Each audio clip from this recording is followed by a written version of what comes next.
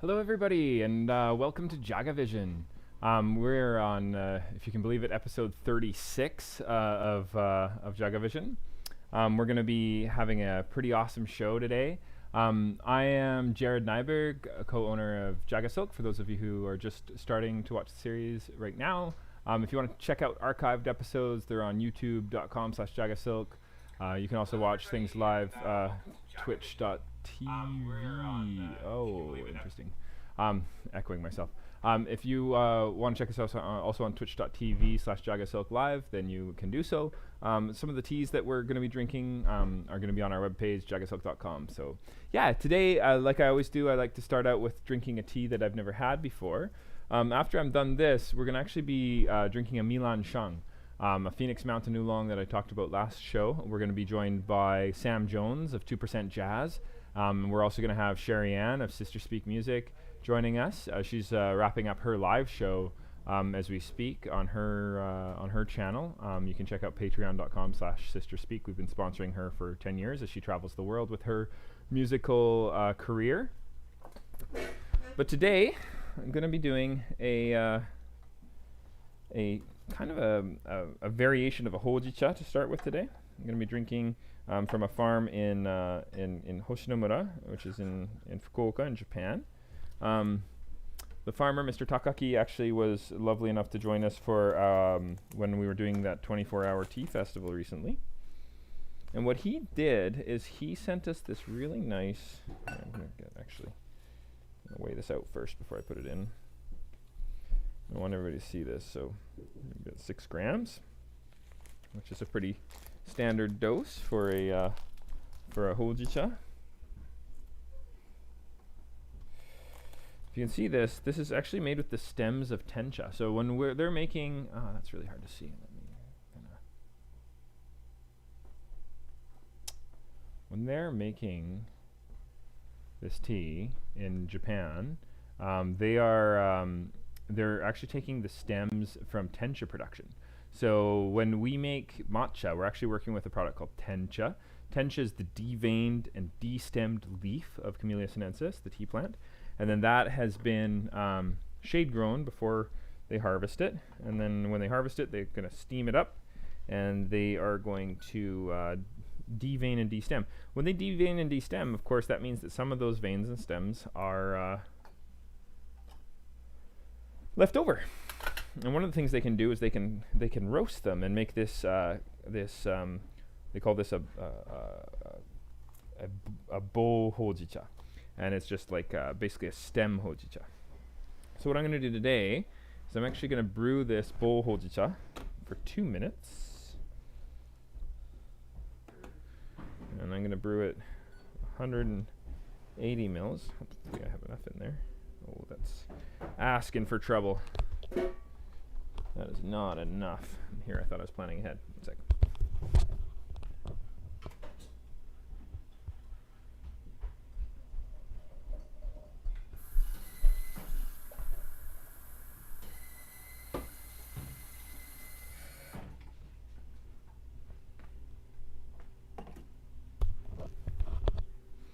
Let's see. Just gonna let that heat up a bit. 70 degrees. Yeah, we're gonna be brewing 180 mils over 6 grams of tea. We're gonna be doing 70 degrees centigrade, and we're gonna be extracting for about 2 minutes here. So, I'm expecting a tea that tastes more like a hojicha. I did have a little bit of this last year from the micro lot that Takaki put together for JagaSilk. I don't know how many of you watching know this, but last year we had a yabukita by Mr. Takaki that was really, really nice. It was unsprayed for us. We try to encourage that with our farmers that we work with, and with him we promised to buy his entire lot whether or not it was successful, and he was able to produce an unsprayed yabukita for us last year that was really, really good. One of the byproducts, of course, being this bowl hojicha, and he actually roasted some up and sent it our way. And we're interested in getting this in at some point. So we're kind of it's kind of like using all the pieces of the puzzle there, right? We have the tencha, and then we have the stems. So this is kind of an exciting way to go all in on buying a lot. Buying a lot of tea. Okay, so we're at 70 degrees. Pouring 180 grams. I did preheat this teapot off screen, but remember to preheat your teapot. I don't really think you need to be that concerned with preheating your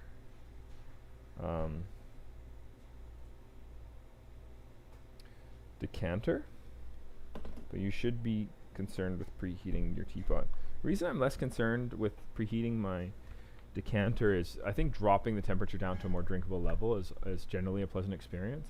You don't really, though. I was reading some literature recently that talks about the sort of enjoyable windows in terms of temperature for liquids.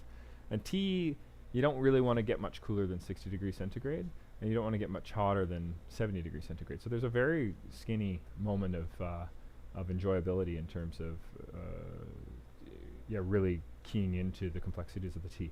Obviously, this is going to be in the eye of the beholder. Some of you out there are going to really enjoy a cooler or a hotter tea. Matcha, for example, is meant to be consumed more like 35, 40 degrees centigrade. So, it's not, it's not written in stone and not true for all teas, but it's some interesting literature on the subject out there. So 40 seconds away. And again, we'll be joined at around 119, 120 by our guests. In the meantime, if you want to join the chat, if you're watching, and you want to ask any questions, etc., about the teas, I'm more than happy to answer those questions. And if you're watching an archived version of the show, then you can write in the comments section some questions that you might have, and I'll do my best to answer them after the fact. All right. Smelling really good. Looking really good. Yeah. One of the cool things that we did during the tea festival was we had Pedro Villon on here from O5 Tea, and he and I had both purchased some pottery from an excellent manufacturer, kind of collective, I guess is a better way, because they have a bunch of artists that they carry their wares. And we were able to get horokus, and we were able to cook some tea live on the show.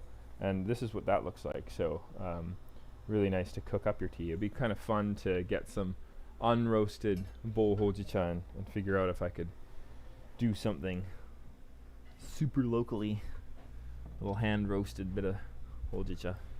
Rather than pouring this into a teacup today, I'm going to pour it into glass just so you get a better sense of that color. I remember early on how interesting it was to note that this is such a like a brown color, but still considered a green tea. Yeah. Looks like we had a comment come up, but it's not showing up in my feed. That's interesting.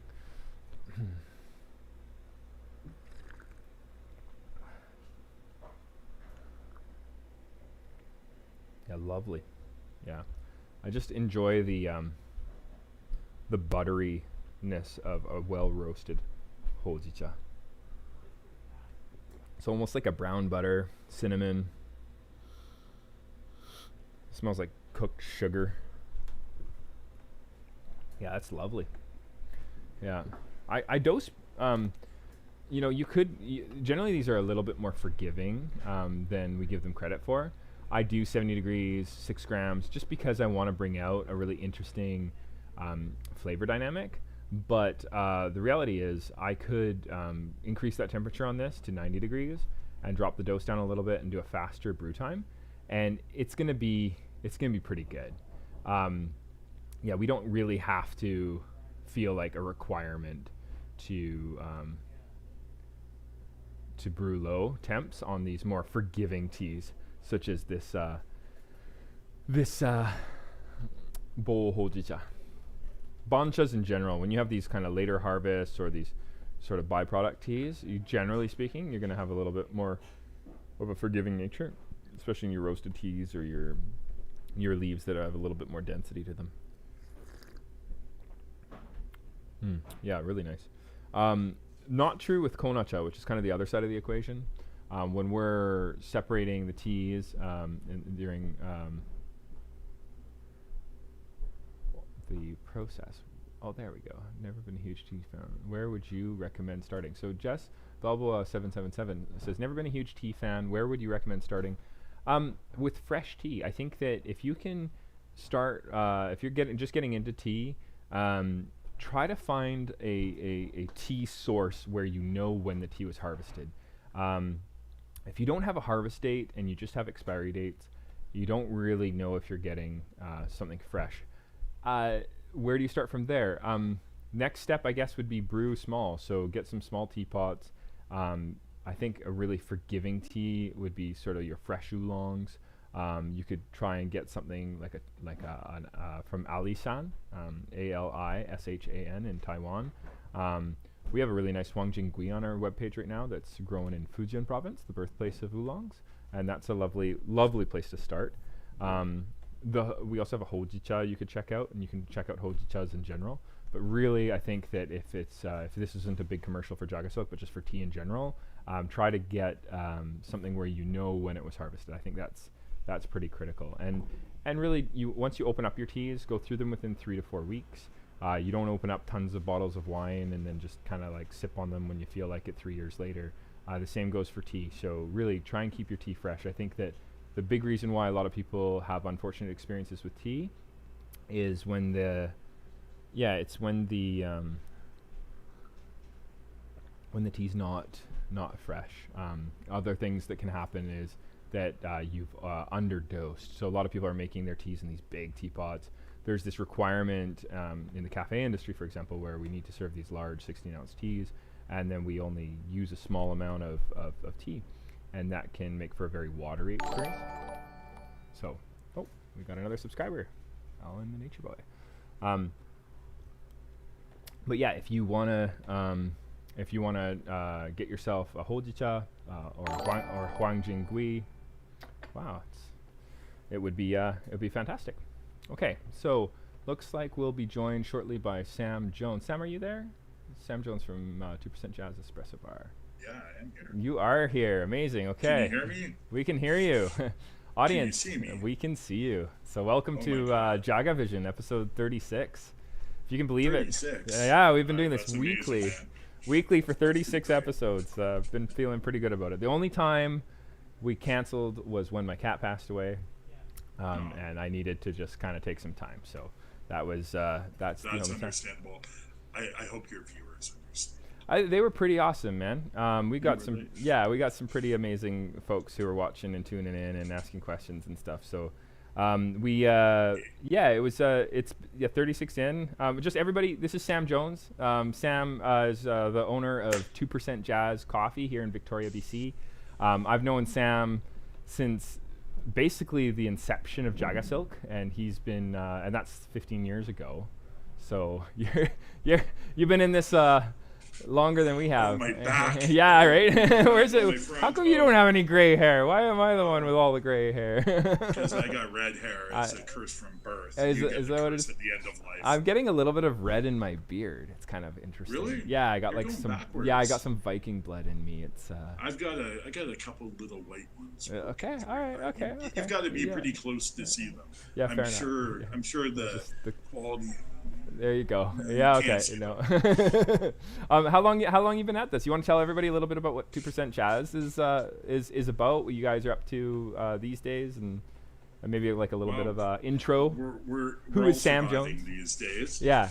Sam Jones is me. I own 2% Jazz. 2% Jazz has been in the specialty coffee industry since 1996. So we are fast approaching our 25th year, quarter of a century, which kind of blows me away.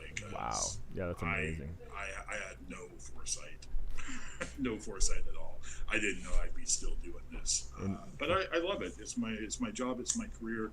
It's one of quite a few of my passions. And I really love it. That's cool, man. Yeah, I feel the same way. Often people are like, there's this assumption that all I eat, sleep, and breathe is tea. I do love tea, but definitely, as you all know, I'm a big coffee fan, and I'm a big. I like good cheese. I love good wine, and I love good chocolate, and I feel that we share a lot there, where there's just this general interest in food and drink, etc. Even in crafts work, where people put their heart and soul into its production, right? Absolutely. I'm a big fan of big flavors. I love big, funky flavors. Part of why I called my company 2% Jazz. Like, you know what? Sorry, I just noticed my computer's unplugged. I don't want it to die. Okay, fair. Thank you for catching it. Yeah, that would be embarrassing. So one of the reasons that I called my shop 2% Jazz, because not really to do with jazz, but mostly to do with the other 98%, which is funky stuff. And I've always been a big fan of funk music. I love the bass lines and those big, heavy, rich, syrupy bass lines. And that's how I describe almost everything I enjoy eating or drinking is big, bassy, syrupy bottom lines. Like, it's what I like. I like strong scotch. I like strong beer. I like strong cheese. I like strong tea as well. Okay, well, this is a good tea for you today. Then what we're going to be drinking, we're going to be doing a Milan Xiang, which is going to be pretty fun. But so big flavors. It's interesting to me because, like, okay, so just talking about big flavors. I used to have a hard time with espresso. I have a huge enjoyment of it now. But one of the ways that I got into it was by actually dropping down the intensity and drinking single shots. And then I would enjoy it as a split, where I would have half of it as a single shot espresso and half of it with a little bit of like milk, and have it as like a little mini macchiato, or a technical macchiato, I guess. And that was a really lovely way to enjoy the coffee. And I felt that when I had it, the whole thing together, I felt like it would overwhelm my palate. How do you as an enthusiast for big flavors, big bold flavors, how do you prevent the overwhelming of the palate so that you can pick up on, say, some of the more of the complexities that are on the table there? That's a good question. I think time breeds appreciation, and over time you get to appreciate the smaller, nuanced flavors that are masked sometimes or buried in amongst the big flavors. I'm, as much as I cup coffee and enjoy professionally tasting good things, I'm really awful at describing flavors, and I also don't like to tell people what they're going to be tasting. Okay. I like to leave that up to the customer or the end user to kind of figure it out themselves. I'll give some broad tasting notes, but I don't really want to tell people what they're going to taste, because every person has a different perception of what those flavors are. We all have different experiences from our past and memories where smells and flavors really react with, and that's how we taste things. So if I'm going to have a beautiful coffee from Kenya and I say it tastes like stewed tomatoes, and you've never had stewed tomatoes because you hate tomatoes, you may just not want to drink it at all. I literally had somebody come to my door and say, I don't want to have your favorite matcha there because it says peaches. And I literally had that happen last week. Yeah. I mean, most people love peaches, but this one person doesn't like peaches. So how do you deal with that? You have to talk beyond the flavor notes, I think. You have to talk about body. I find when you talk about body more than flavors, you can trigger more with your customer. Interesting. Okay. Yeah, I love those moments though where you do find like sort of like a cohesion, or like you share something with another person where you're like, hey, that tastes like, say, strawberries, and then the other person's like, yeah, I totally taste those strawberries, and it can be a really inspiring moment of sharing. But I guess there's also the potential to alienate somebody because they don't like strawberries, or two, alienate somebody because that's not what they're picking up, and so they're like, yeah, you say strawberries, I say green peas, am I somehow like inferior or something? And that's not necessarily the case.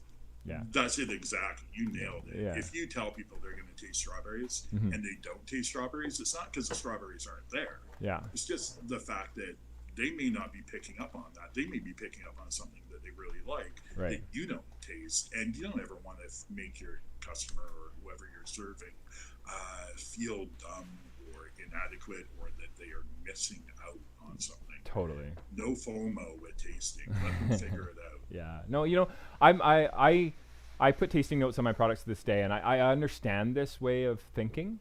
And I guess if you were a musician, you would be one of those types probably that doesn't want to put their lyrics in the lyric book. You want people to kind of have their own interpretation of what is being said in the song. And I'm just throwing that out there as a comparison. I think it's really cool.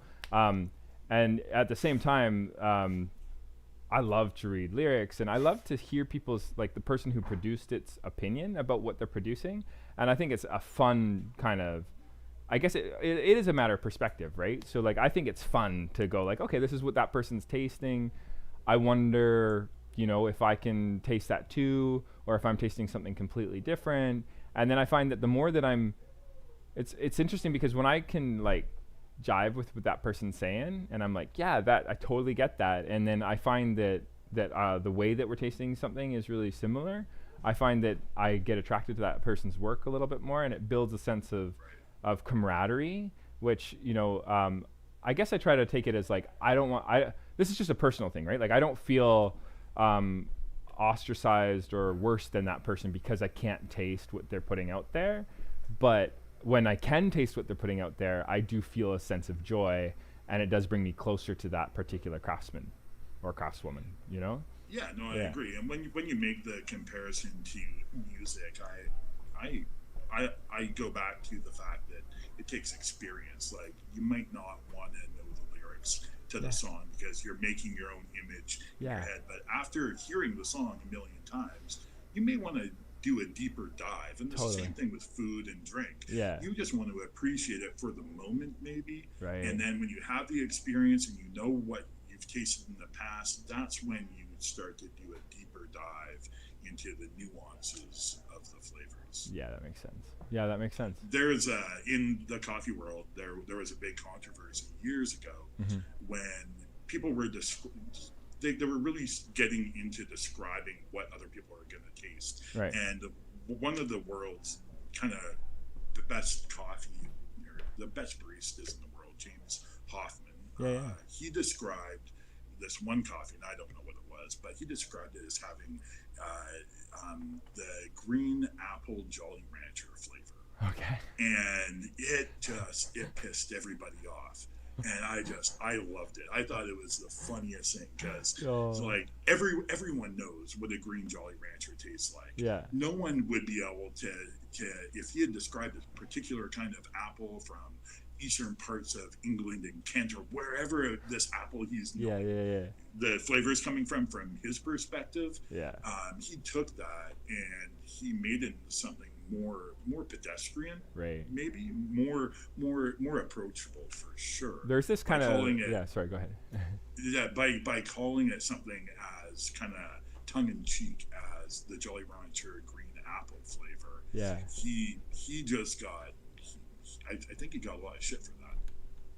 No, that's cool. I thought it was brilliant. Yeah, you know, there's this whole like trend in some of the Vancouver roasteries right now, where you see them doing more of you know, throwing the flavor wheel out the window and saying things like Fruit Loops or like Pop-Tarts. Yeah, you know, like these things that are just a little bit, you know, a little bit of a deviation, let's say, from, say we had Joshua Del Sol on the show. He's lots of fun from Level Ground Trading Company. Yeah.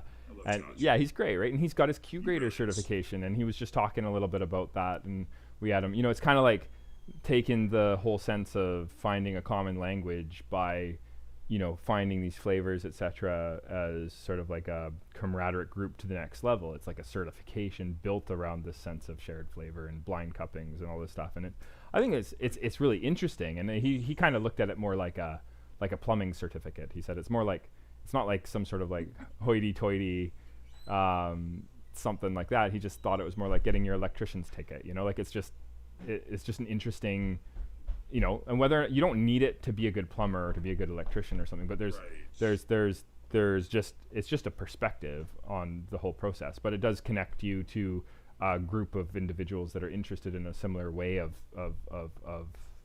certifying this kind of thing, you know. So it's interesting. And you're right. It does mean that we're all speaking the same language. language. That's why there are certifications Yeah. out there, so that we can all communicate and talk about the same thing. However, if you've had a really good Ethiopian from the Misty Valley, and if you've ever had a strawberry Pop-Tart, there's no better way to describe that coffee than a creamy strawberry Pop-Tart. Or a blueberry Pop-Tart, sure. That's, I've had some really good... If you're going a little further south, Ethiopia to Harar or something, then you get the which is interesting. And I mean, if we bring it back to tea, there's a lot of conversation in like those really good first flush Darjeelings with this muscatel grape thing happening, and you're supposed to pick up, there's the tea we're going to have today, like, there's this particular flower that the orchid that is really a big part of its whole sort of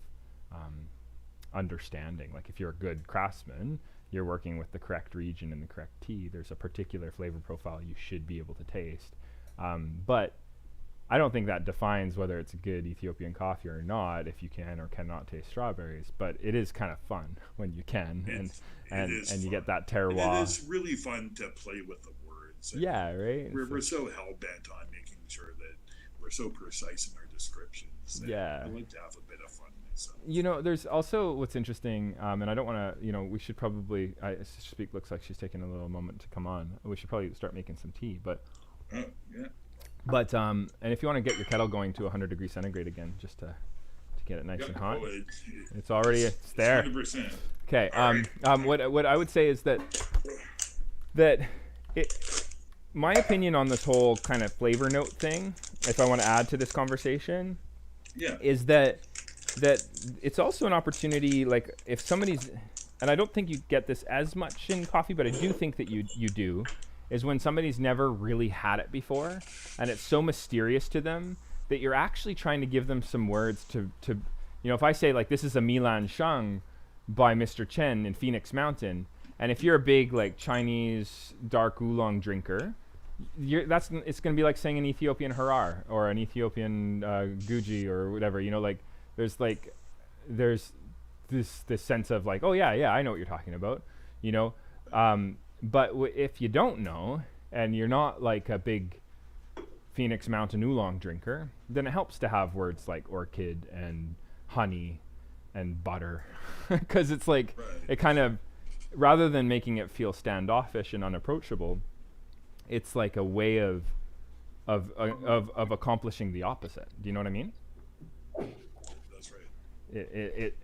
Oh, there we are. Is that Sister Speak? Have you? You joined us? Yeah. Okay. Oh, yeah. Amazing. Yeah, we can see you. Yeah, can you see us? I can hear you. Yeah, we can see you. We can hear you. Amazing.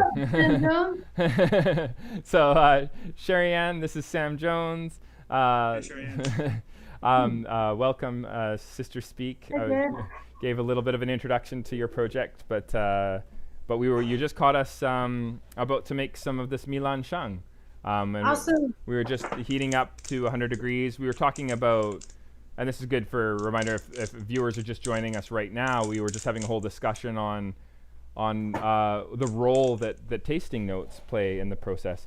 We actually had another guest on, Sam, Eric Smythe with Cloudwalker Teas, and they have a joke with his tea drinking community where they pretend that they're picking a fight when they say, you want some tasting notes? I'll give you some tasting notes. It's like a tasting note rap battle. Oh yeah. They're like, no, they like, because they're against tasting notes. They think it's a load of crap. But they really they get a lot of joy out of just being silly with it and talking about it like it's a fight or something. It's so, Jared, I'm just opening up this bag for the first time. It's really lovely smelling tea. There's not. Isn't it cool? Yeah, it's like. Yeah. So it's Is it rolled sideways, like, as opposed to, like I know in Taiwan when they do oolong tea, isn't it rolled yeah. Small? It's a good question. Is this like twisted? This is this just how it dries? So your question there is a good one. So some people associate the drying style with oolongs, but that rolled into a ball look is not what defines an oolong. So No, and oolong is it's the oxidization and it is, yeah, the exactly. pulling the moisture out of the tea, not so much drying it, but pulling moisture out. Right? It's a part of it's a process of enzymatic oxidation. Just one moment. Hey guys, can you bring me down a Milan Xiang, please? Thank you. Though my tin was empty. Oh my God, you've been drinking too much. Yeah, I know. It's some just here. what am I doing? Have some of mine. Yeah. How many grams am I going? So, Sherri Anne, Sam, you're going to be doing 5 grams of tea. Thank you. Okay. And you're going to be doing 100 degrees centigrade, so boiling water. And we're going to be doing a wash for the first one, where you're just going to cover the leaves in the boiling water, and then you're going to toss out the extraction down the sink. I don't have a sink, Jared. Do you have a random second cup? Boy, do I ever. Just drained my coffee cup. Excellent. Yeah, you did. Yeah, I did. Awesome. All right. And I got my teapot heating up. Okay. And I've got 5 grams of lovely tea. Well, the nice thing about this kind of style of tea is that although earlier in the show I said that you should always preheat your teapot, since you're going to be doing a rinse, the rinse can actually act as your preheat. So you can actually just submerge the leaves in a little bit of water. Ideally, you've put the 5 grams into the teapot and tared it so that you can see what your liquid absorption is in the leaves. I can do that right now. Awesome. What's my total weight for the rinse you want? You just need to cover the leaves. So it's probably going to look like about 60 grams max. 60 grams. Yeah. Oh, and we put in 6 grams of tea? We're doing 5 grams of tea. We're going to do 140 grams of water total at the end of the day. But at first, you're just doing a rinse. And how long do we rinse it for? You just pour it in. 3 seconds. Yeah, just momentary. Yeah, what you're doing here is when you charcoal roast like this, you're going to produce some fine sediment on the leaves sometimes, and it's going to impact how your tongue perceives flavor. Is the charcoal roast is that kind of particular to this style of tea or this part of China and how they maintain the temperature of the room when they're oxidizing it? Yeah, we had a Xiang, which translates as duck shit aroma, which is actually the name of the variety of tea. And the Xiang we had from the same farmer, he was experimenting with different roast profiles, and he sent us one where he did 15 hours at 100 degrees centigrade on his charcoal roaster. It's not in a drum, so you're not going to incinerate your tea with this kind of system. But yeah, he does a charcoal roast at that temperature, and then with the other one, he did 90 degrees centigrade for 8 hours, and that one was more like butterscotchy, whereas the 100 degrees centigrade one was really like a very deeply cooked sugar. More than butterscotch, it was more like how did we explain it? Getting into tasting notes here, but it was just like it was. Let's talk bolder. It was bolder, and then the lighter one was a lot more subtle. Some really interesting flowery aromatics, etc. But I can't really let you go past something here. You said the tea was called duck shit. Yeah, duck shit aroma. Right? Yeah. So the legend duck is shit aroma. Okay, you need to roll it back. And yeah. So that was that's actually a famous tea from Phoenix Mountain. It's a variety of Which the is where leaf. this tea is from as well. Yeah, and the legend is that the farmer named it that because it was so good he didn't want his neighbors to steal the cultivar from him. So he tried to pretend it was this horrible tea, but it's actually one of the most amazingly fragrant and beautiful smelling teas you'll get out of the region. But it is ironically named duck shit aroma. That's the name of the cultivar. So in the world of coffee, Bourbon, Catuai, in apples like Gala or a Red Delicious or Granny Smith. So that's the equivalent to this duck shit aroma. That's a variety of the tea plant. And so what we're drinking is a different variety from the same farmer. This is called Milan Xiang, and this is more like an orchid aroma. So it's a little bit more pleasant sounding name, but you wanna when you give it that rinse there, Sam and Sherri Anne, can you guys are you getting what I'm getting here? Like just how incredibly fragrant this tea is? It kind of smells like cannabis. Cannabis. Okay, interesting. Yeah. You know me, I'm not like a fan of. Well, sorry. I mean, I'm a fan. I'm not a fan of cannabis for recreational use because I'm like allergic to it. Yeah. But sometimes the aroma is nice. Okay, there you go. I'm getting like a grainy, toasty aroma off this. Am I the only one? Kinda, Maybe. I don't. This is. I'm getting. and maybe kind of a little kelpy, Okay.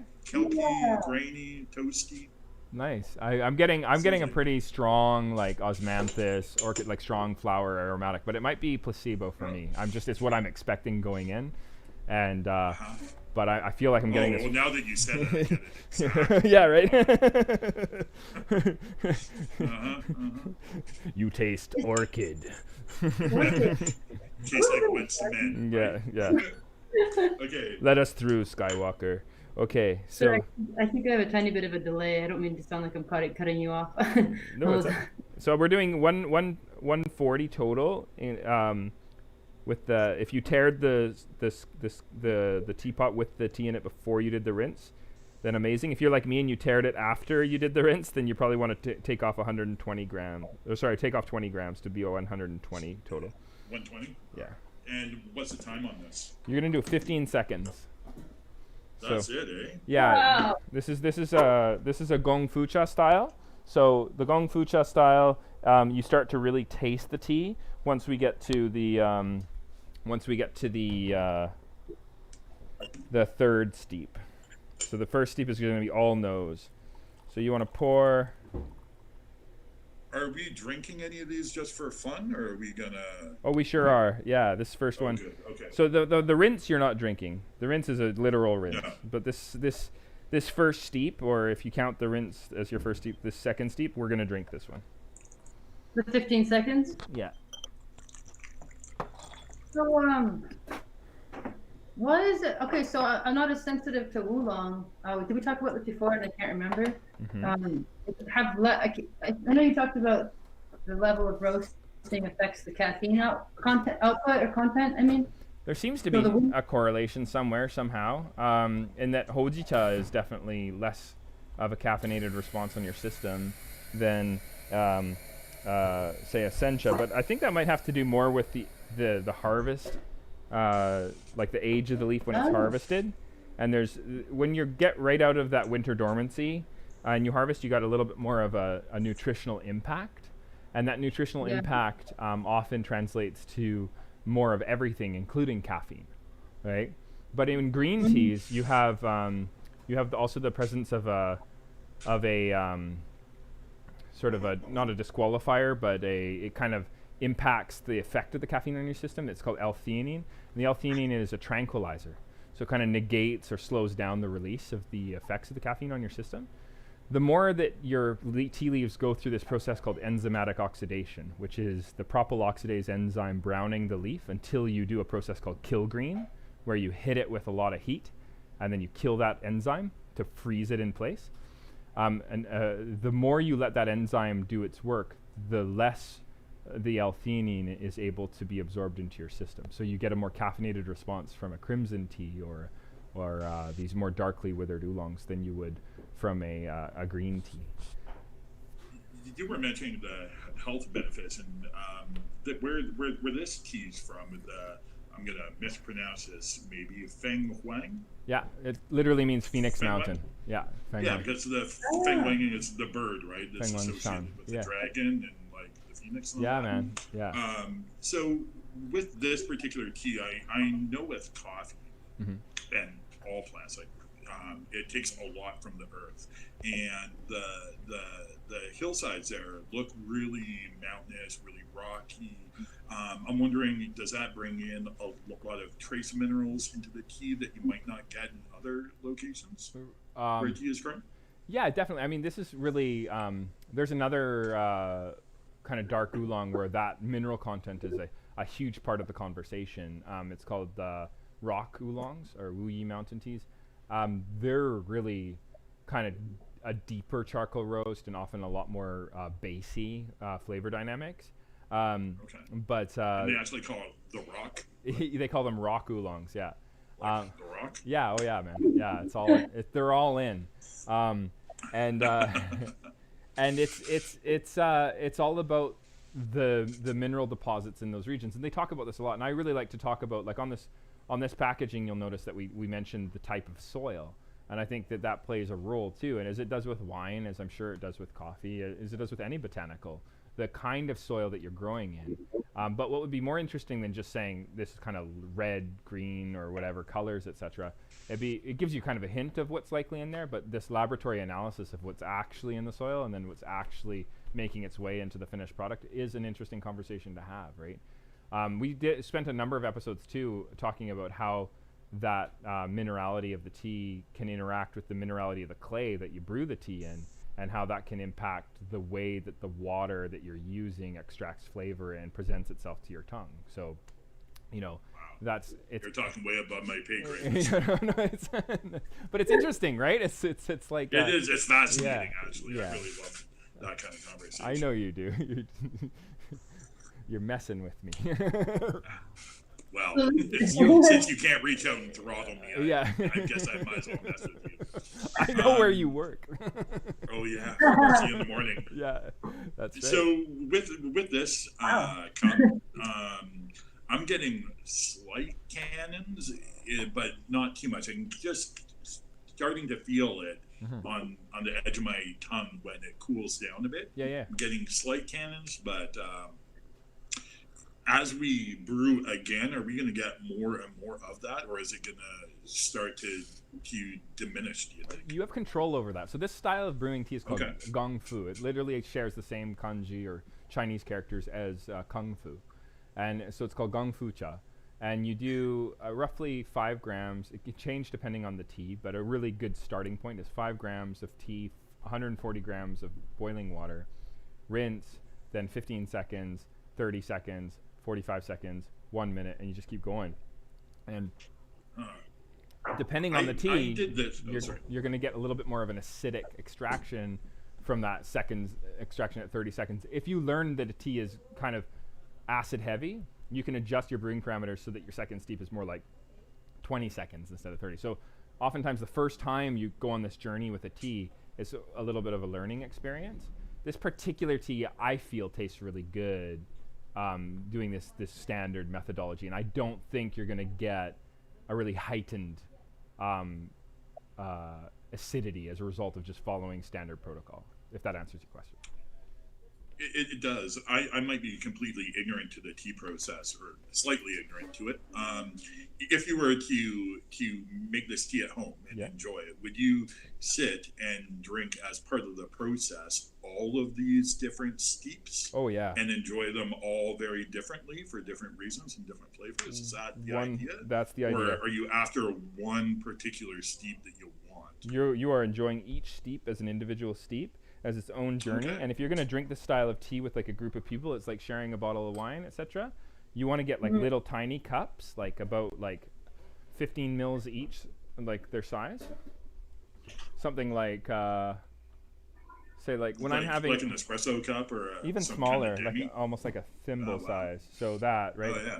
And then this is like the tiny cup that I would use for if I'm going to have tea for 2. And so that's tea for a group. And tea for 2. And then you would... seeing those little tiny cups reminds me of when I was in Guatemala and I drove like 7 hours in the back of a pickup truck up this mountain, and we got to this farm it was late dark, and we all were bagged, and they offered us coffee, and this was like the first origin coffee of the trip. I'm like, yes. And they served it in a cup this big. And I was like, oh man, I love you and I want more. Nice. It was very unrewarding. That's awesome though. Was it strong, or was it like weak? No, it was actually very mediocre. It was just like house brew. It wasn't anything special that they were doing for us. Unfortunately, it was just special to be there. I wonder. We had all the great coffees the next day. Oh, nice. Sorry, Sherri Anne. Oh no, I was gonna say the coffee. Actually, I went there as part of a tour, like between Costa Rica and police, and I was able to drink the coffee there. It Interesting. was. Oh yeah. I usually can't drink coffee. I get like affected for some reason, but I would just a little bit. And there's actually I learned that there's a lot of nutrients in the soil there because they haven't overproduced at the same level that North America has. Right. And the food was incredible. Did you like the food? In Guatemala, I like the food better in other countries that are close by. Like Yeah, my, I found okay. I've been to Guatemala a few times. The first yeah. time I went, it felt like everything was really bland. It was all beans and onions. But it was 1991, and they Hmm. were just coming out of some major political issues, and no one had any money. So I was just lucky to get what I got. Yeah. The Wow. second time I went there, it was more flavorful, but I really wanted more kind of bright spiciness in my food, and I found there was no spice in the food there. Interesting. Uh, But the freshness of the produce was incredible. So good. that's what I was thinking. Yeah, that was Yeah. like real. Huh. And That's fascinating. oh, wait, did you make it? Sorry, Jerry, you had a question. You said it's wonderful. You were gonna say something, and Oh, just about the small cups. I just thought it was interesting. Like when we were doing, we were helping out a farm in Japan, putting shade growing mats on the plants for a few days. It was pretty interesting, though, that all of like their cups of tea were also in little tiny thimbles, but they were really strong, and that's why I was asking because it felt like I was drinking like sencha espresso almost, like these really intense hits. So I was like, oh, if they served it in little tiny cups, I wonder if it's because they were brewing it really strong. But maybe No, it's because they didn't have very much, and there was Okay. a few of us. fair. We need Yeah. to share it. That makes sense. So it's more of an economical issue rather than a strength of flavor issue. Okay. At the time, it felt that way. Yeah. Are we going to do the next one? I would love you to. So if you can do 100 degrees centigrade Okay. over top of those leaves, this time I want you to do it for 30 seconds. If you're like, is your scale still measuring the previous amount, or do you need to turn it on again? No, so I'm taking away like 20 grams. I would say 10 grams this time. So fill to 110. So I'd say you're, 110? yeah, you don't have quite as much leaf absorption the second time around, and then the next time you're And gonna I'm fill sorry for how long for this one? 30 seconds, and you can start the timer the moment that the water hits the tea. Thank you. That was my next question. Yeah. I'm noticing that this oolong is nice. It's not quite as sweet as the ones that I'm used to. You're still on the first steep. Try the second Ah. steep. You're gonna this we cupped so many oolongs this year from this farmer and from other farms when we were trying to choose our dark oolongs, and honestly, this one was like standout, like absolutely standout. And I think it was really noticeable with the second infusion. That's where you start to taste sugar, share that sweetness that you're looking for. Ah, That first infusion is more in the nose, a little bit of acidity, like Sam was talking about, but Yeah, but you yeah. really get what this tea has to say, or at least starts to say, in that second infusion. oh, I hope I didn't insult the tea. No. It smells so good, and then it's interesting because it's like a very mild taste the first steep, and then it has like a nice floral thing going on, Hmm. and then there's also like a little bit of a like a like pencil case, isn't it? Like the smell of pencil cases. Okay, that's awesome. Like a mix with a beautiful It's- floral thing. I don't think we're gonna put that on the tasting notes. Smells like second grade pencil cases. Yeah, it's just like in third grade. It's so nice and nourishing. So it's like this interesting like I guess it's not. I'm excited for this next steep. Yeah, do it. I'm was that really inappropriate? No, it's awesome. I think I didn't get a lot of sleep the other night, and I've been acting really strange for like 12 hours or 20 hours. So no, it's all good. It's all good. Noticeable honey flavor that comes through in the second infusion. I'm super It excited. is. You're right. Yeah. 30 seconds. Isn't that cool, Sam? Yeah. No. That's. I enjoyed the second steep better than the first one for Yeah. sure because it does have more honey. You're right. It's and the body of it's a little different as well. I'm sorry. To really, I don't know. It's kind of coding more. I like it. Yeah. No, I think that Hold on a sec. The And internet. the tannins are gone. Yeah, right? Like, I actually pushed this tea a little bit because when we were cupping it with another Milan Xiang from a different origin, the second steep at 30 seconds was just not giving us what we needed it to give us. And and it was just it was just a noticeably astringent. Sorry, it was noticeably underwhelming, this other Milan Xiang. So I kind of was like, oh, if I'd brewed that at 40 seconds, it would have been better. And so I actually used that theory to try and pull out more flavor in the second infusion, because I remembered that in this Milan Xiang, the second infusion was really good, but I wondered what was possible at 40 seconds. This Milan Xiang at 40 seconds is noticeably acidic.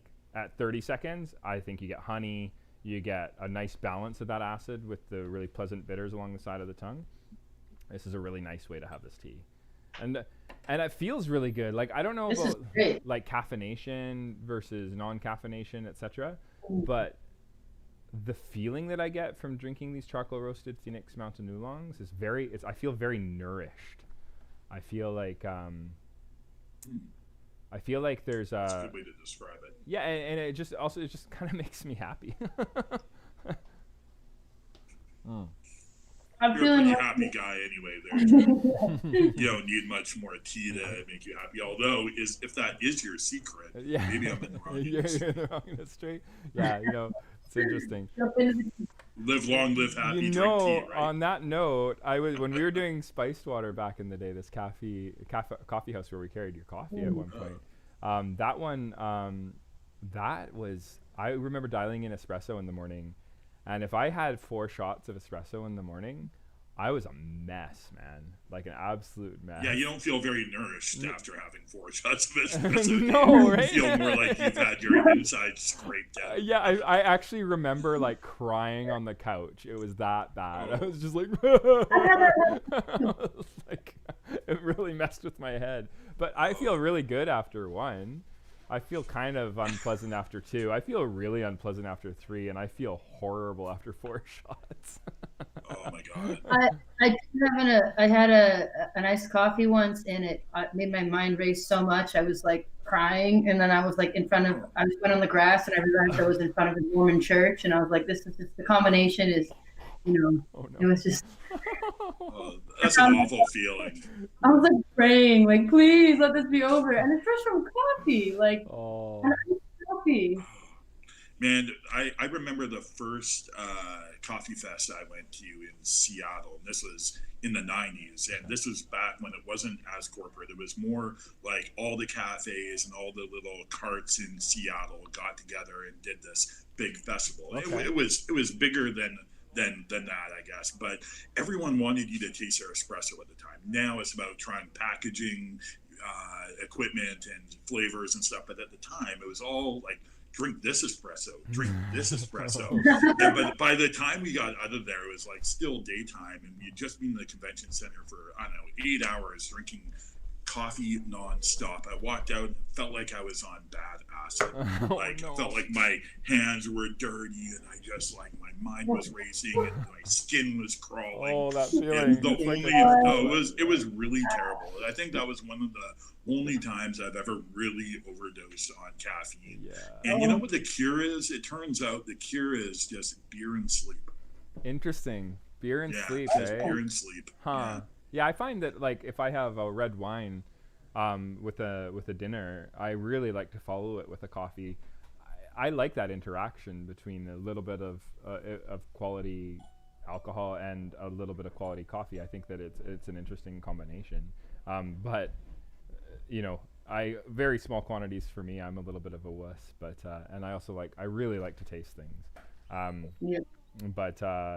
But it's an interesting, and my bad experience with tea was I went to a tea shop in Kelowna that had a tea presso, and the place was really cool, really well thought out, well put together. But I remember that I wanted to drink a shot of tea through their tea presso, and essentially it was just CTC. I know this now. It was just CTC, cut, torn, curled tea, brewed really hot and really strong with a large dose. That meant a lot of tannin. And I remember drinking it on an empty stomach, And like I stepped out of there and I started sweating. And Yeah. I really felt like I was going to throw up. It was horrible. And the only cure for it, randomly enough for me at that time, was to just quickly get some food into my body as fast as I could. Sorry, not as fast as I could. Very slowly eating, but quickly accessing. Yeah. I'm going to do a third steep here, guys. I'm going to put 115 grams for 45 seconds. And is that including if we don't tear our scales well, or you want me to cut that back a bit? This is me assuming that you're not tearing your scale. You know what? I'm going to do 100. This is looking too full to me at 115. Yeah, 100. Sorry, I just wanted to comment on the second steep. Mm-hmm. I didn't get a chance to say the tasting notes on it. After I said such weird response to the first one. It's all good. Okay. How did the second steep work out for you? It's phenomenal. Okay. I think it's I could taste like sugar cane, like straight from the actual sugar cane, you know? Cool. And it's really, really amazing. And it's very nourishing. And it doesn't have the pencil case thing at all. That's gone. And it's very sweet. And it's like... Pencil case is back in the locker. What's that? The pencil case has been put back in the locker. Yeah, it's been put away. On the pencil case. We just have the eraser now. Nice. No, that's awesome to hear. You know, when you finish drinking it there, Sherri Anne, the cup smell. I'm always a fan of smelling the cup when I'm done drinking the tea. Like the residual tea oils on the cup is just fantastic. And on a side note, you don't get that when you brew using a paper filter. So it's still, unfortunately, a common thing in the cafe industry in North America to put loose leaf tea into paper tea bags. And what that does is it absorbs the oil off of the leaves, and you don't get these really sugary, beautiful aromatics in the cup when you're done drinking. Are there, if you are going to use a paper filter, because I got to do what I got to do, are there any particular kinds of paper that don't absorb the oils like that? Is there a better way to do it? I'm a big believer in what I have a lot of people do is I do them because you're pre-dosing essentially when you do that, right? When you're filling those. So take a tea that you know is going to be fast, and you just pre-dose it, and then you just you pour it onto like a sieve. And you can actually get away with just pouring water right out of the hot water tower onto the tea and letting it sit there for 30 seconds and then pull it out and tap it into your knockbox and you're good to go. And then you don't have to waste the paper that is this loose leaf tea bag. And I think the tea bag started as by accident. It was actually samples sent from China to England in silk sachets. And the person who received it, they just dunked it into hot water thinking that's what they were supposed to do. But it was supposed to just be samples for them to open and try, but at the time they were in these silk sachets. And wow. And that's the birth of an industry right there. It really is. Wow. And, and rather than there being a decrease in tea bags, there's definitely a phenomenal increase in ready-to-drink drinks. And I think it has to do with this perceived speed. It's definitely simple, right? But what I don't understand is... And maybe you can help me out here, Sam, because you do own a coffee shop, and it has been the norm for a very long time to dose loose leaf tea into tea bags. Why can't we? Do you think it's just because that's the industry norm, and we just have to think outside of the box? But can we brew in like I often encourage people to brew in, say, like a measuring cup and fill it to the 8-ounce line, and when they're done, pour through a sieve into their to-go cup kind of thing, as kind of a way around it. But it's an interesting conversation, right? Because it keeps happening for a really good reason, I think. Is it the perceived speed? Is it what do you think? I think there's a lot going on there. I think that's a whole podcast, right? Yeah, isn't it? Yeah. But I think the bullet points of that podcast might be it feels like it's tradition now to have a tea bag. We all grow up in our homes with bags of tea. And you keep the tea bag in for 3 to 5 minutes, and you pull it out if you want, and you discard it, and that's where you get your tea. Right. There's also the takeout culture that we have too, especially in the coffee shops. And these days, where time inside a coffee shop is precious because of COVID, right? It's more of you just want people just want to get their product and go. I also think maybe it has something to do with people have control then of how much they want their tea to steep. Right. They don't have that control. If you take it from them and pour the tea off, then they just get a cup of tea, but they don't get the tea itself. Okay. I don't know. I think there's probably quite a bit going on there, and I know for me personally, when I'm at home in the evenings and I have a cup of Earl Grey and I throw the tea bag of Twinings in, I'm sorry. Yeah, no, why not? And I just keep the tea bag in there. I don't put anything in my tea. I drink it black or clear, I guess. Right. And I actually enjoy the tannins. We were talking about how much we both like big flavors. Yeah. Even tannins, I find, can be really appreciated, even with like garbage tea. Even sometimes. Yeah, I think actually in that particular case, the microfilter does help. Like with the tea removing some of the really harsh, unpleasant acid in that kind of brewing style. Right. And I mean, my grandma, she like brewed tea that way. I've had tea that way with my mom. I have no, like, it's not like I'm like, I look down on said style, you know. I think it's a really interesting way of drinking tea. My mother drinks tea differently now, but sometimes it's like trained her well. she has a scale and a temperature variable kettle and all these things that nice. I secretly obviously it would be previous Christmases. Yeah, we gave my wife's mom the same setup, so now when we visit we have our equipment, right? Sometimes I feel like we're the only ones that use it, but it's not necessarily true. They use it too. Well, I kind of talk tongue in cheek about the Twinings tea at home, but at the same time, I mean, if I have a better quality tea, which I have a whole tea cupboard at home. Yeah. And when I do have a high quality tea, I certainly do not put it in a paper tea bag. We got the little metal filters that we use, and I do it a bit better when I know the quality's there. But when the quality's not there and I just want a hot beverage at night and it's just a Twinings or a English breakfast or whatever, then that tea bag stays in and I squeeze the hell out of it and get every little bit out of it. Honestly, that is actually, as a tea merchant, when I'm going and I'm talking to people and setting up programs, I am like, that's what I talk about a lot. I'm like, there's this implication that if you're brewing with a tea bag, then it's like more of an afterthought, or your heart's not in it, or something. It may not be true, don't get me wrong, but there's kind of like this feeling. And then if you were to kind of switch it up a little bit, the process would be just as simple. You're not going to be making people wait, but it's going to have a more sort of, I guess it's all like presentation, right? There's a little bit more theater to it, but like, even if somebody, like, my argument also has always been that we don't really weigh our tea doses, even though we should, because the difference between 3 grams and 4 grams of tea is 25% of the total botanical being extracted.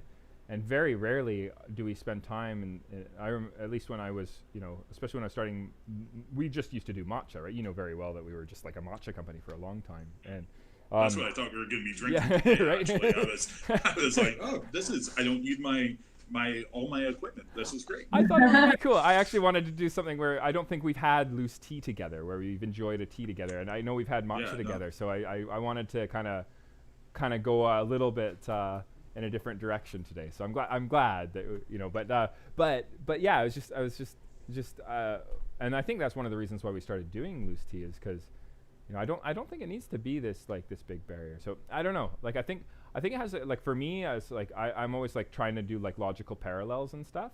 And I remember when we were first getting into the industry, that the French presses were a big deal, right? Like everybody was into these French presses, and I remember that you go to restaurants sometimes and they bring out a press, and I always remembered that it was like they'd bring it out. I had no idea when they started the process. Right. I didn't know how hot the water was.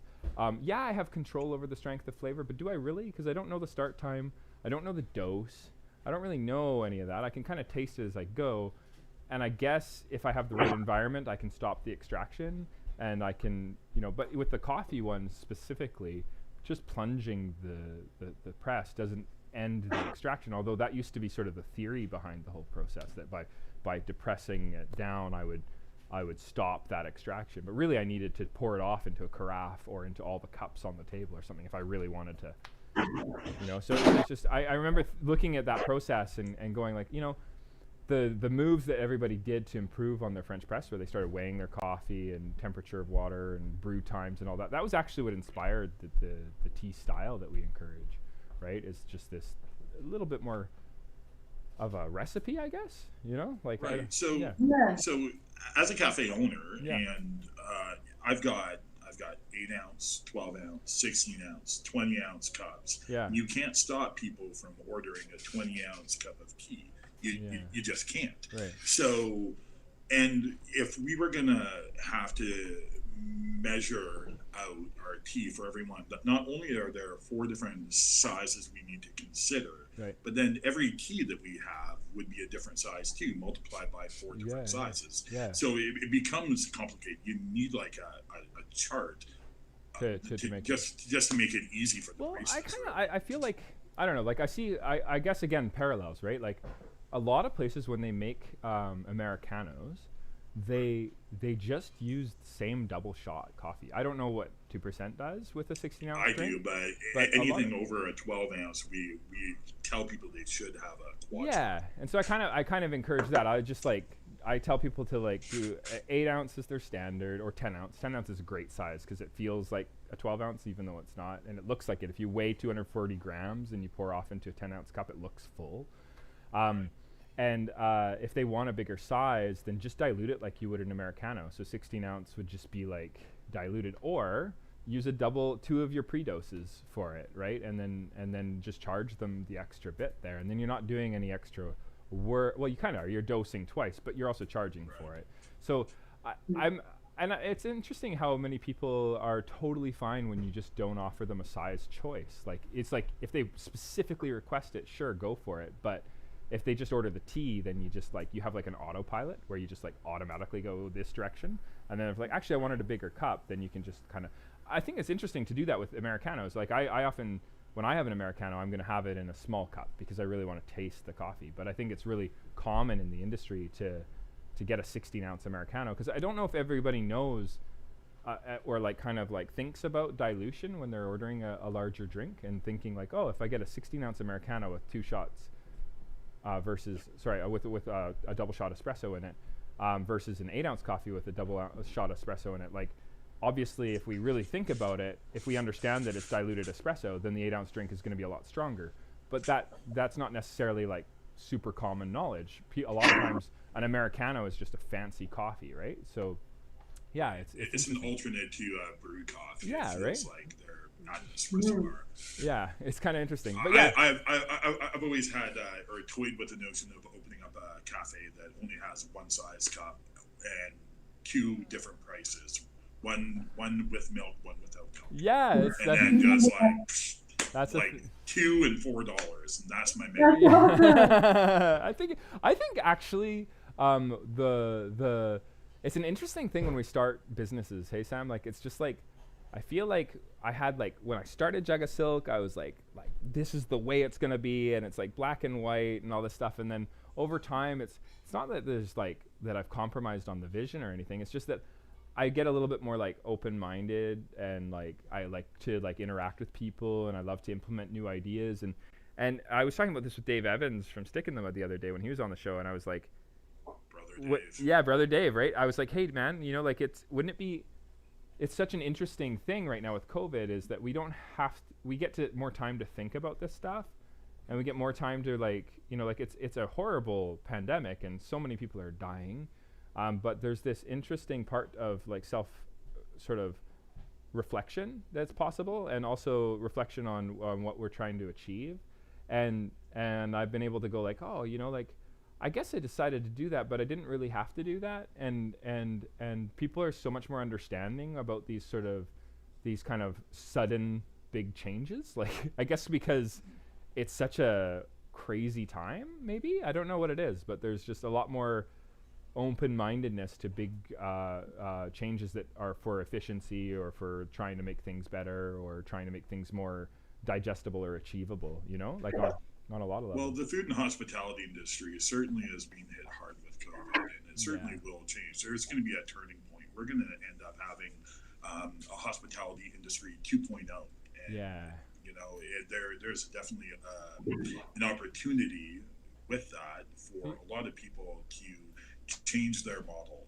And when you say, and I can totally appreciate this, when you were saying that when you started up business, you just had this vision of that's exactly how it's got to be, Yeah. no deviation. Yeah. And I think everyone who gets into business because of a passion feels that way, because you're going into it with passion. You're not going into it with a business sense of how you're going to survive to propagate your passion further.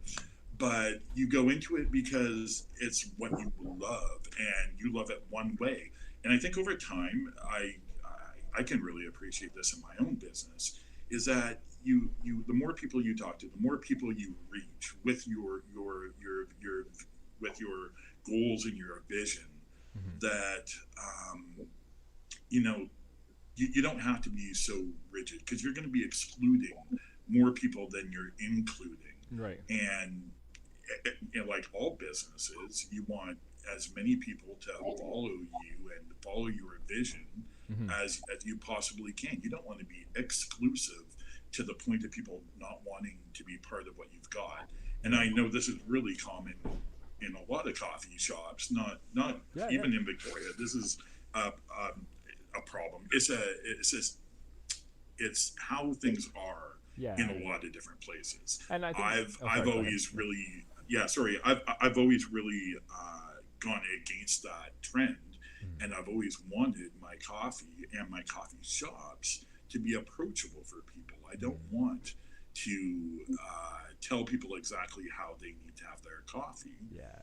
I'm inspired by that. I like my coffee, and I know how my coffee tastes best. But I'm not drinking every cup that I serve.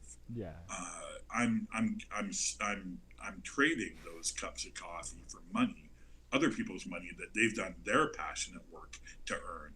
And so to include everyone's passion and everyone's ability and tastes, you can't be so dogmatic, I guess, about approach. You can still have your parameters where there are certain things you won't do, like you probably won't do a paper bag, which is great. It's commendable, and you've got your reasons for it. It's hard. I would have a lot more successful business, I tell you, if I said, you know what, here's the Jagasilk tea bag option. I'd have a whole bunch of people. But what is successful? Is that just more sales? I think I wouldn't feel good about it. I was thinking about it the other day, that if I'd started in my London Fog is like my bestseller, hey, micromilled London Fog. And I was thinking, like, if I started the business with micromilled London Fogs, I don't think I would be really happy. But because my second bestseller is my matcha, I feel really good about that. And it's pretty like, Ben Clark says hi, by the way. But it's oh, hello, Ben Clark. But it's like your coffee got delivered today. I think Heather sent it out. Amazing. Okay, cool. So because I'm awful and I can't do it. I really apologize, Ben. I'm so sorry. Awesome. God. So speaking of vision, though, like this driving force, but it's kind of a double-edged sword, because the more inclusive that we want to be, it's kind of like a big tent political party. Yeah, you represent more people, but you can dilute so far that it starts to lose meaning. And I think you haven't done that. You have a very meaningful, very specific vision. I think you really believe in social justice. I think you believe in your community. You're really I see you being so active with supporting really good nonprofit organizations over the years, and you have you're very politically oriented, and there's a lot about what you do and who you are that I personally find very inspiring. And it's not necessarily including every single person out there. There's going to be people that find it, say, offensive to be supportive of homeless people or something. That they can be offended all they want. It's kind of like there's a line that we draw, right? And I think that it's kind of like a balloon. If there's too much expansive outward pressure, it will pop. But if there's too much inward pressure, then the dream will also be destroyed. So it's like keeping that. Find that equilibrium. Eh? Yeah, exactly. That's what I think it is. It's I don't want to just pop the balloon by crushing it with my black and white vision that has no compromise, and yet at the same time I don't want to be so, all compromising that I have no voice left. I have no opinions. I have no agency. Right. You know, that brings up an interesting point. I'm going to ask you a question in a second. When I started my business, I started it not because I loved coffee. I mean, I certainly loved coffee, and I wanted to make it better in Victoria. Right. But why I started my business was because I was passionate about customer service. Okay. Yeah. And so where I started my business from wasn't so much in terms of I needed to make a certain product a certain way because that's how I believed in it. Right. What I wanted to do is I wanted to invite people into my home, my place of work, make them feel comfortable, and give them something that I believe in. Right. Now that gives me way broader parameters of how I can run my business. Right. Whereas a person who makes, say, the best apple pie in the world, and they've got a secret recipe, and they start a business to make that apple pie that has to be the same every time. That water to make that crust has to be a certain temperature, otherwise it won't work. And they don't focus on the bigger pictures. Like, well, we're all in the customer service based industry. I could be selling hot dogs. Really, I could sell good hot dogs as long as. And you'd be inspired. I think you would be. I would be because I want to make people feel better by being in my store and having interactions with my staff than they would feel by not coming to me. That's really what business I'm in. I'm in the business of making people feel better. Yeah, awesome, man. I actually, huge resonation there. Like, Jaga Silk is not called Jaga Silk Tea for a reason. You know, it's called Jaga Silk so that it can be more of a cultural expression. It's a space. It's a, you know, when you have the tea bar, I remember how wonderful it feels to have people sitting at the bar and just interacting with one another, and we'd have like these amazing philosophical discussions happening. We'd have people being really inspired by the medicinal component of like the healthful component that was really what we got into the business in the first place for, was this inspiration by the botanical health power that a lot of herbs have, and matcha in particular. And then it's only after that we got inspired by the slow food movement and this whole farm to cup mentality and how it creates a connection. And I think that's what has always been really an inspiration for me, and what drives me is like these connections. I feel so great when I'm at the farms and I'm connecting with the farmers, or I'm connecting with the plants, or I feel so good when I'm talking to people, or when my wife and I are having a discussion about, you know, how we can sort of broaden that part of what we do and how we can deepen those connections.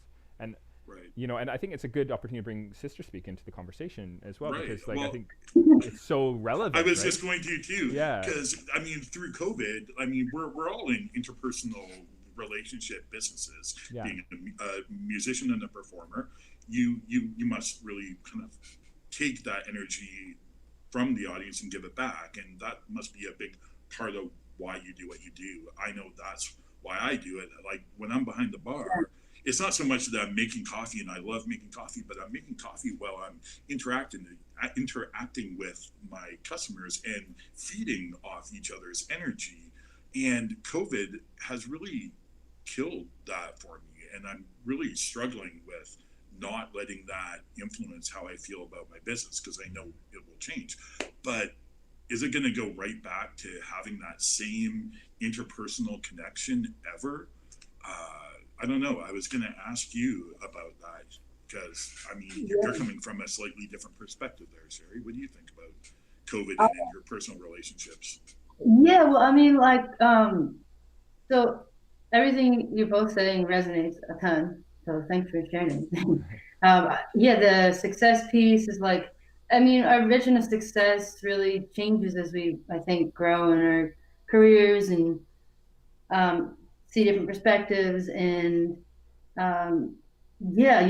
definitely, I feel that we will be able to have human connections again. And the reason I feel that way is, when I lived in Los Angeles, I'm still there part-time, here mostly right now. There's some really cool things about it, and I really love it. And there are also some things that I don't really like about it. So there's like a realness, you can do whatever you want kind of thing. But then there's also with that, there's a kind of an entitlement and like certain values that I really don't want to be absorbed into.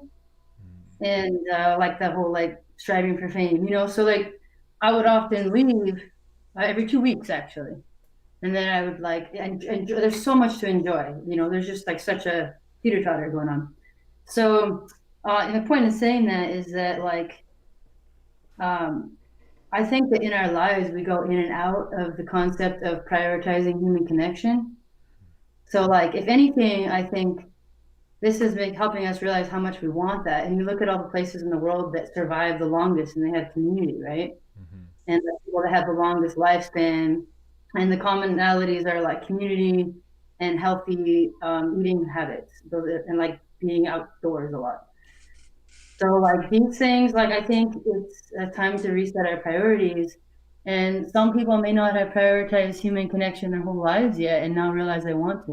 Mm-hmm. So like, it's right now we're in this period of time in like the span of eternity. It's like 1 or 2 or 3 years. We don't know exactly how things are going to be weird, but we know that we can bounce back. We're adaptable and we can create something new, and even stronger connections. And maybe the human connection piece will even morally in our society be outweighing the like obsession with money, and that's what a lot of us have always wanted anyway.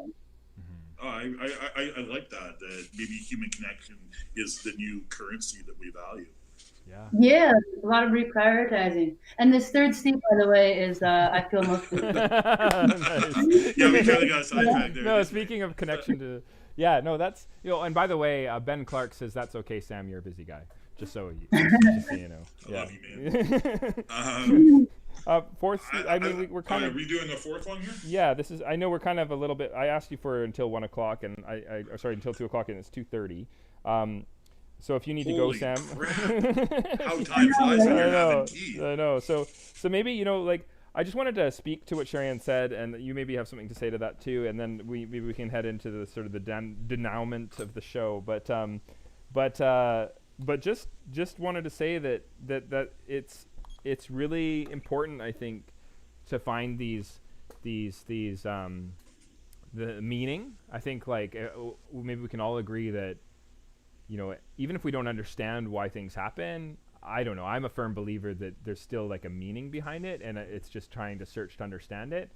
And yeah, it's a very individual yet communal sort of interaction we have with the universe in our lives, but something else that's definitely reasonable to feel and point out is that by removing something from your life that you value, you do learn to value it that much more.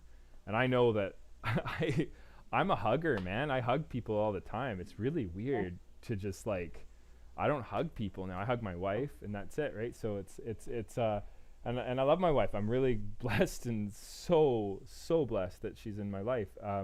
But I no handshakes. There's no human touch stuff, right? And then there's no like close talk. So it always feels very distant. There's a very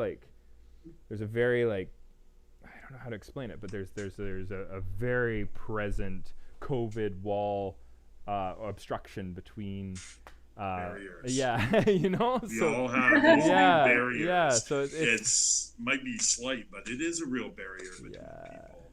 And 2 meters is too far. It is, yeah, and important. I mean, it's good for what we're doing, but yeah, but it's more, yeah. And I can imagine with the shows, I think that's what you're asking about with Sherri Anne, is like, it's so meaningful to have those connections and I know Sherri Anne has expressed to me how like she could be a studio musician, or she could be just a recording artist who just focuses on albums and pushing that from like a marketing perspective, but she purposefully goes out and tours and sees people because of how powerful it is to have those. I don't want to speak for you, Sherri Anne, but like that it's true. I mean, like I do love recording so much. I just not having live shows would be really crushing, because there's something about human connection, and there's a purpose there, like a life purpose. And it is interesting, like this made me think about how many walls we put up in different ways. And so it's interesting how much we can feel the visible walls of COVID that we have to kind of put up for safety. Mm-hmm.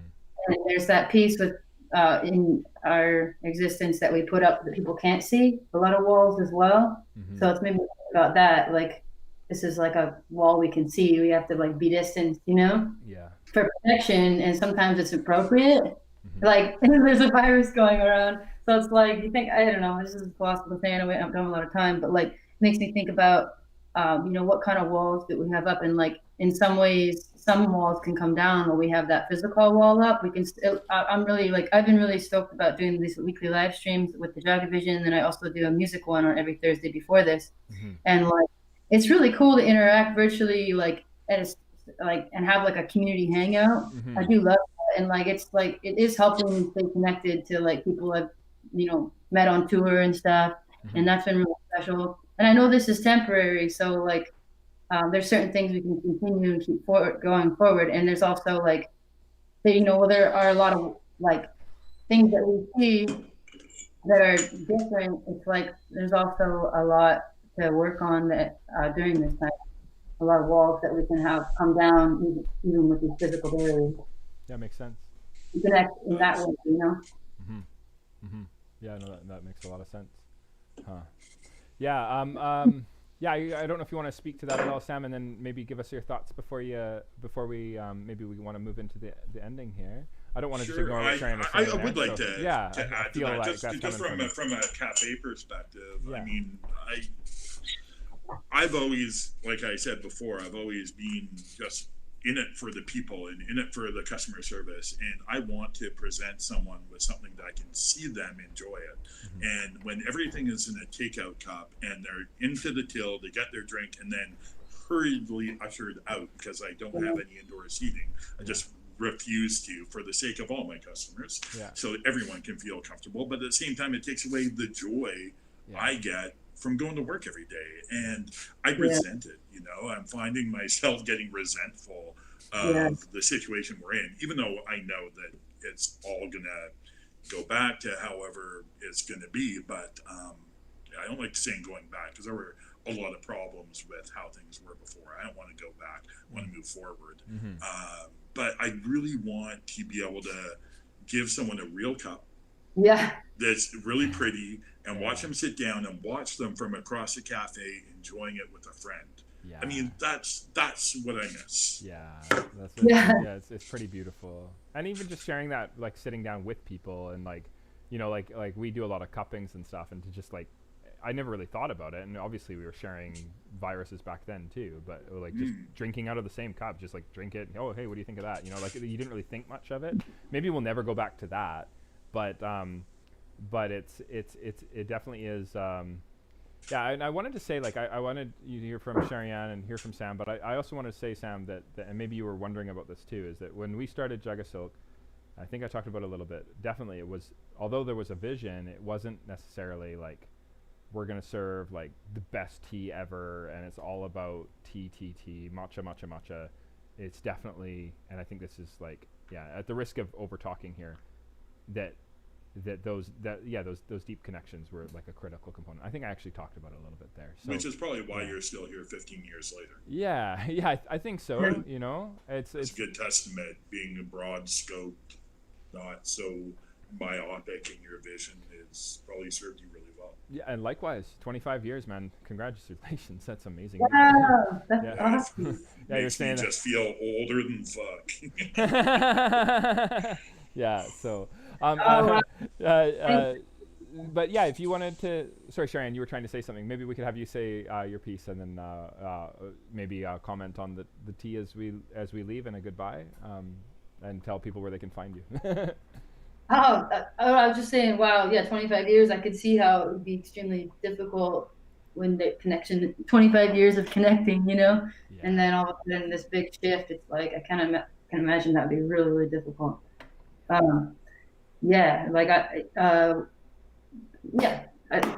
Live shows, it's tough, man. Like live shows, like I don't really want people to be clapping and flinging around and like dancing and singing, like, and I that's like half the show. So even though I've been playing, I'm like holding back. So it's like this habit of holding back, and I'm hoping that it's like, it's like a spring of love. It's like the little slingshot.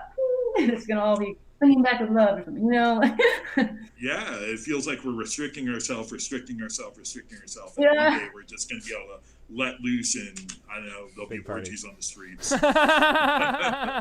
Yeah, no, Maybe not, but maybe there'll not. be a lot Maybe of not. love. You never know. Yeah, A lot of love. yeah, a lot of love. A lot of love. Hey, Jared, I want to ask you a tea question, Okay. tea coffee question before we go. Sure. Just before we start this last batch. Yeah.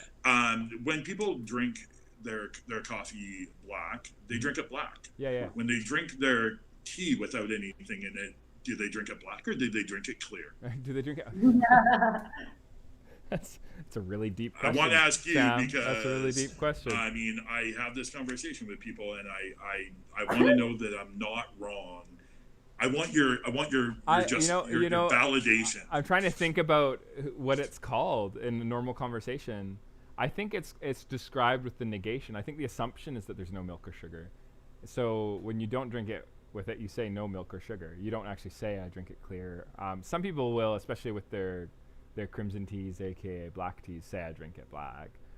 But it's a reference to the coffee. They're wrong. I know it's a reference to the coffee industry. Personally, I would probably go with the word pure.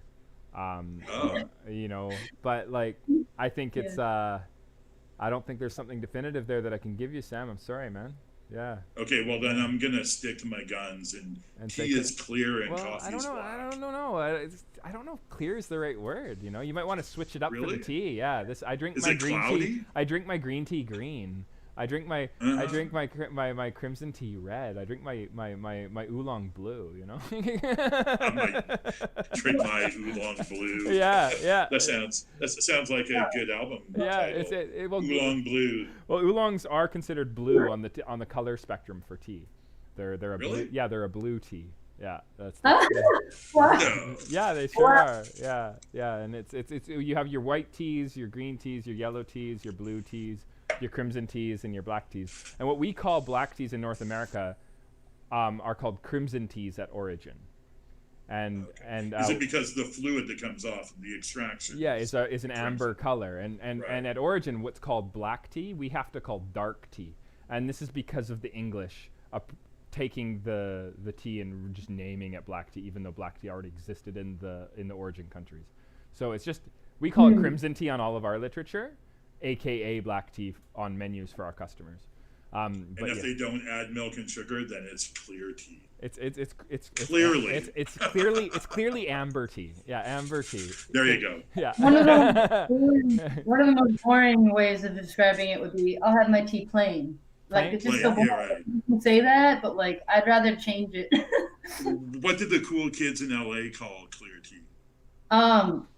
I don't know. I don't. I'm probably trying to invent a term that will get a lot of likes on Instagram. Nice. Or Right. you have somebody that's the opposite. That's like, you know what? You can say everything you want. Everything works. I like So there's I like purity. Yeah, Clear I tea. So if you've got an oolong that's blue and you twist it up in this little ball, can you not say you have blue ball tea? Oh, you could totally go there. Yeah, no, Wow. I'm liking this innuendo happening at the end of the show here. This is great, Sam. I'm Well, you can know. tell that I have to go to the bathroom. I've had too much tea now. Oh God. You're killing me here. This is awesome. Sorry, family friendly. Right? We're gonna. Yeah.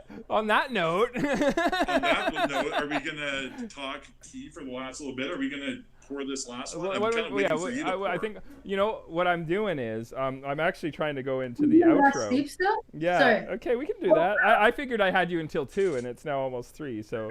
Well, I gotta go soon. Actually, that's a first. I already had my 4th steep. It was a minute, and now I'm on to a minute and 15 for my 5th steep. So I would do a minute for yours. A minute? Yeah. Hey, Jared. Yeah, 90 grams probably. When you're done pouring that, look closely at how this teapot pours, and tell me what I'm doing wrong. Okay. Can you see it? Yeah. It's just a bad teapot. I'm sorry, man. You pour more. You know what? Pour more. Pour closer to the cup, and pour more with more confidence. It's all over my legs. That's awesome. And is there anything to like aerating your tea? Like, there people talk about it. I like pouring high. I think that on oxygen in your. I like it in coffee too, personally. Bulbous shapes. you know, if you're brewing your tea, like what's really nice is to keep it out of like a tea cylinder or a tea ball and let it spin with convection currents to do a process called jumping. And then, so what I often have people do if they're using, you know, like in the industry, those 4-life teapots are really popular and stuff. I tell people to just throw out their tea cylinder, don't use it, brew in like a jar and pour through a sieve into your favorite teapot, and you're going to have a nicer tasting tea. Brew in a cup and pour through a sieve into your favorite cup, you're going to have a better tasting tea. Don't use tea balls, don't use tea cylinders, don't use tea bags. You're restricting the tea from properly extracting. It's a botanical that's been dehydrated. Pasta, if you're cooking pasta, a big pot is going to taste better than a little tiny pot. Like it's just going to do a better rehydration of the botanical. It just makes a big difference. And then when you're done, if you pour, a nice kind of technique for the teapot is you pincer between your thumb and your middle finger here, and then you hold the top with your pointer finger, and then when it's done, but how do you stick your pinky out at the same time? Oh, I know, difficult. I'm talented. You should. my look at that. Look at that. I got it going on. I got it going on. That's how you do it. Yeah. Wow. Obviously better at this one. Although I am getting my crooked pinky out there. So. Yeah. Oh, amazing, man. No, it's good. You got this. If you just, that particular teapot, if it's getting, I thought it was not going to give you the drips. Actually, I chose this glass decanter because it basically doesn't do that. You know, it's like. Is that a Hario? This is what's really funny is the brand name is Ceramic Story, and I think that's hilarious because it's made out of glass. Well, there's obviously a story behind it. I know, right? Anyhow, so why don't we make this our final cup of tea while we're live on JagaVision? It's a delicious last cup of tea, by the way. Thank you, sir. Yeah, I think Mr. Chen has done an awesome job. You know, this particular farmer, when he reached out to us, he'd just taken over the family farm in Phoenix Mountain, and he was like, "We've never done exporting before. I found you on the internet. I'd like to sell you tea." I was like, "This is such a scam." I was like, "There's no way I'm sending this person money. There's no way they're actually like." I was ready to ignore him, but I don't know what came over me. I was like, "Okay, tell me about your farm. Tell me like the cultivars, how old they are. What is your?" I asked him so many detailed questions. And he got back to me in like moments. Like it wasn't like go and make something up and come back to me. And it was all like legitimate answers to my questions that made sense for the region. And I was like, whoa, weird. This might actually work out. So then I was like, okay, why don't you send me samples? They show up and they're like in like Ziploc bags and like little Ziploc bags stuffed into a tin and careful enough that it didn't break the leaves. And then I bring them out and I'm like, okay, that's not how you send samples. But I tasted them. They were so good. I was like, okay, these are amazing. And then I was like, you know what? If you can do it, maybe we'll just start with this much. And I sent him some money. And I kind of half of me thought I was never going to see that money again. And then it showed up, and it was the beginning of a great relationship. And yeah, he's a young guy. He went to university in England. And then he came back and took over the farm from his parents, and he's got like just his family members helping out, and I think it's really, really good quality for what I'm paying. Like I think normally when you say Phoenix Mountain Oolongs, it's like 4 times this price. So that was another reason why I was like, I don't know, but I mean. He's never done the export market. Maybe I'm just going to see my prices get raised aggressively in a few years. I don't know. I hope not. Yeah. Anyway, so cheers to Mr. Chen. His English name is Eric Chen. Thank you, Eric. Thank you, Eric. I'm stoked on this too. Awesome. So yeah, I'll leave that with you guys. If you want to keep brewing that on your own there, Sam, just keep adding 15 to 30 seconds. You notice that the flavor isn't diminishing; it's just getting more and more interesting. You know, and you just keep going with it. You can take this to about 11 or 12 infusions before it starts to drop off, and you get this kind of faint honey flavor, and that's when you may want to sort of consider doing a different tea or drinking some coffee or something. But this is why we drink it in such small quantities too, hey? 3 ounces. But because you can have 27 cups of it. Exactly. But if your bladder can hold that long, mine is not. Paul, why don't on the, let's wrap this up. Yeah, let's wrap it up. Yeah, It then before it turns into a splash fest. You my God. wanna so you can check out Sam at 2%jazz.com. A really lovely project here in Victoria. You have 3 locations now? There's I heard there's one in Colwyn. I have 2, but then I own this other company called Sequoia Coffee. I own half of that with a partner. Oh, cool. And we just opened up a drive-through out in Colwood, a COVID-friendly, conveniently located, wonderful coffee, great pastries. It's in Colwood. You think COVID careful or COVID friendly? I'm joking. COVID. I'm joking. It is COVID careful. Okay. Therefore, it's COVID friendly. Is it though? I don't. I've never met COVID. I don't know how friendly I am. Do they? Yeah. Anyway, I'm just messing with you. But thank you for coming on the show. I people don't know this watching, but I regularly frequent 2% Jazz in the morning. Amazing breakfast burrito, a lovely espresso. And does a good job. They serve our little matcha. Breve macchiato. Yeah, a little Breve macchiato or an espresso, depending on the day. And mostly these Breve macchiatos these days. But really appreciate you coming on. I appreciate that you started serving our matcha again, which is exciting. And I encourage people to go to 2% Jazz and get themselves a Jaga Silk matcha. Because I think see you there. You know what blew my mind is your son and your daughter were working the bar. I was like, what? They were like 2 feet tall when I met them. It's crazy. Man, I tell you, I've worked with my boy Peter since he was 12 years old. He's 21 now. Oh God. And we've always had that special kind of relationship where we've had that bond of work. Yeah. So there's conversations that revolve and an understanding revolving around things you do together, and we've always worked together.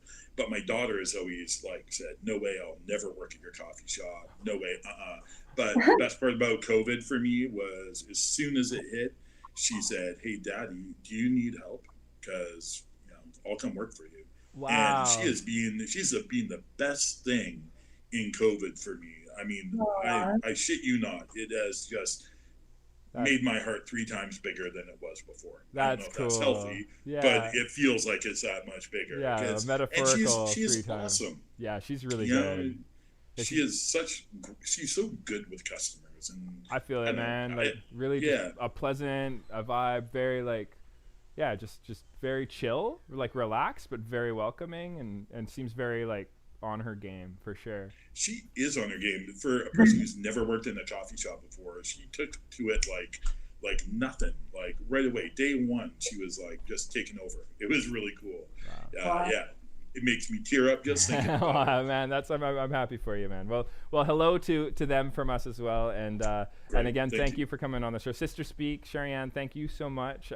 People can check you out, sisterspeak.com. sisterspeakmusic.com and patreon.com/sisterspeak to join your Patreon, etc. But if you wanted some parting words, we'll say goodbye. Thank you so much, everybody, for tuning into these JagaVisions. And Sam, Jared, I really appreciate all your words today. Awesome. All right. Well, thank you guys, to both of you. Thank you. Sherri Anne, it was nice to meet you. Lovely to meet you as well. Awesome. Yeah. And looking forward to seeing you, I'm sure, again, very soon in the morning, Sam. You take care. Jared, keep it real, brother. Peace out. Thanks. Bye. Peace. Okay. Awesome. So that was Sam Jones with 2%jazzcoffee.com. We had Sister Speak Music, Sherri Anne from Sister Speak Music on. You can go to jagasilk.com and find our guests or kind of announcement of who's going to come on next. Next week is going to be Christmas Eve. So if I do the show, it's kind of I'll let people know. You can join our mailing list, and you'll likely get a heads up. If not, then I probably won't see you until the new year. But just kind of pay attention what's going on Thursdays. If I do it, I'll probably do it from a different location. But appreciate you tuning in for 36 episodes so far this year. Really, really grateful for that. So we'll catch you again, I'm sure. If not next week or the week after, we'll definitely see you in the new year. We normally will be doing these once we restart Thursdays 1 p.m. And with a different guest every time, different tea. And appreciate you watching. Take care.